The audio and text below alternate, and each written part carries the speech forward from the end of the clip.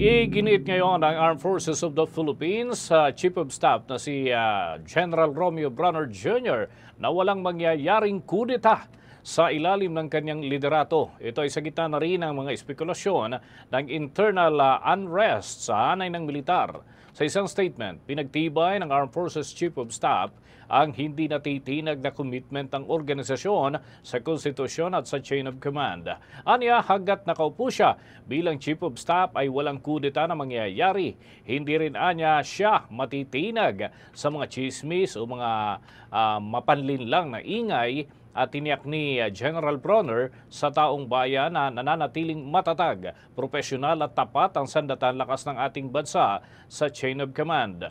Nagbabala rin ang pinuno ng hanay ng militar sa patuloy na nagpapakalat ng maling impormasyon sa mas malawak na consequences at sa mga paninira sa sandatahan lakas ng ating bansa na may mga pananagutan ang sino mang gumagawa nito.